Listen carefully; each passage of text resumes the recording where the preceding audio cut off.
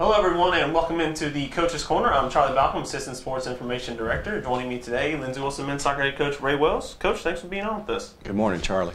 Coach, you're 5-3-1 on the year. You feel like through 9 games that's an accurate representation of where you guys are?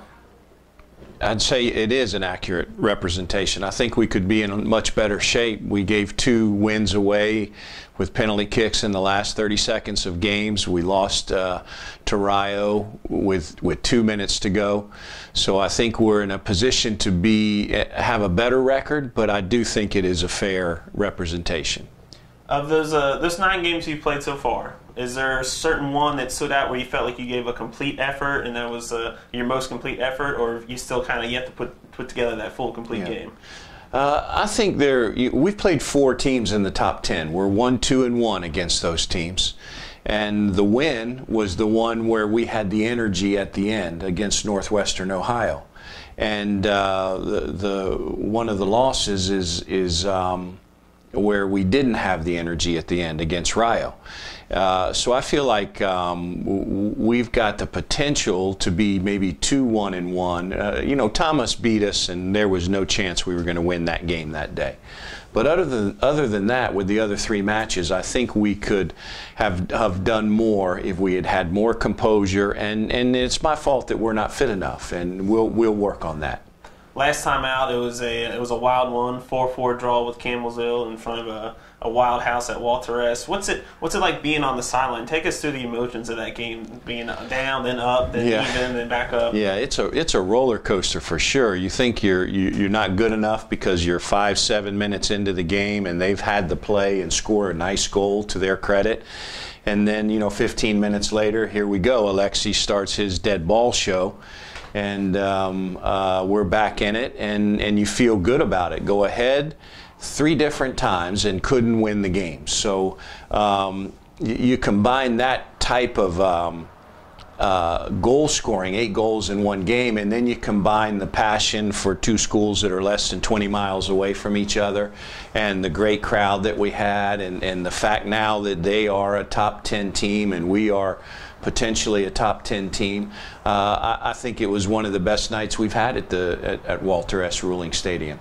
You guys did a good job. They only had a couple, just 1, 2, 3 corners maybe. Was that part of the strategy, keep them out of the corners, keep those big bodies of theirs out of the box? I think they had 1 corner, and I think we had 3. No, it's not. I feel like we're a pretty good team defensively on dead balls. They run the same dead balls that they have for the last 10 years. So we know what's coming, but you're right, they do have some big kids that can come in. I think they put us under pressure one time with a dead ball with the big center back coming up. But other than that, not only Friday night did we deal well with corner kicks, we've been dealing well with them for a while. Since the UNOH game where we didn't. So I feel like we've got the potential to be a team that can win the dead ball battles because we've got Alexi and a couple other things that can happen on dead balls for us attacking-wise. And I think defensively, if we can continue to be aggressive and go to the ball, we'll defend those pretty well. From where you started to this point in the season, is there any athletes in particular that have kind of impressed you the most or improved the most in your mind? Anyone in particular standing out?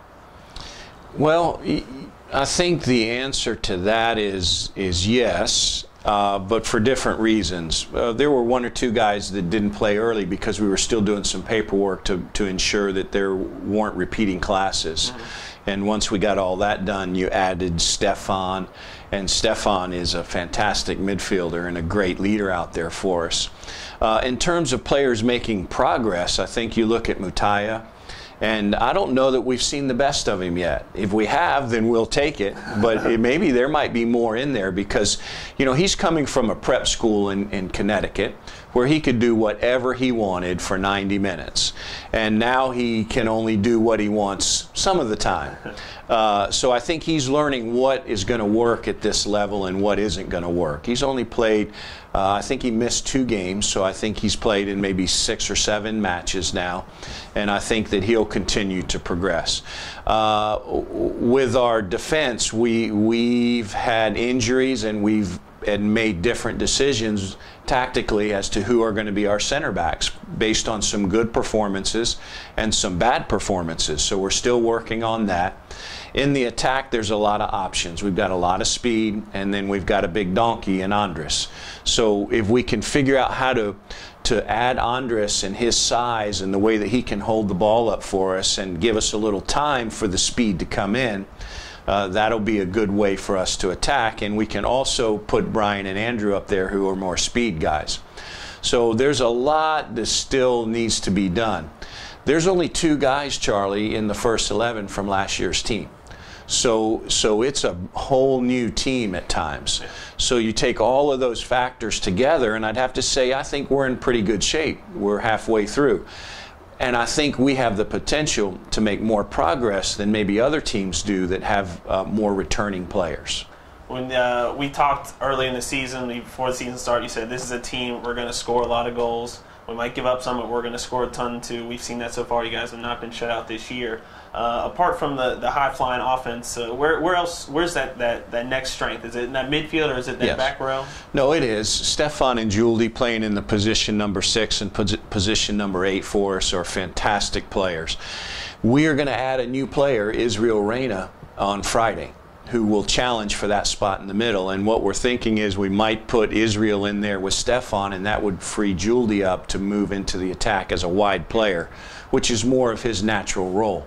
So I think the center of the midfield, where we can play with 2 or with a triangle with 3, a 6, 8, and a position number 10, or even a box at times, because we do have so much strength in those positions, I think that is absolutely a strength for our team. All right, well, Coach, thanks for joining us today. Thanks, Charlie. That's Ray Wells. The Blue Raiders are back in action this Friday against Jamestown at 7 p.m. Central Time at Walter S. Rolling Stadium. For head coach Ray Wells, I'm Charlie Baldwin. This has been the Coach's Corner.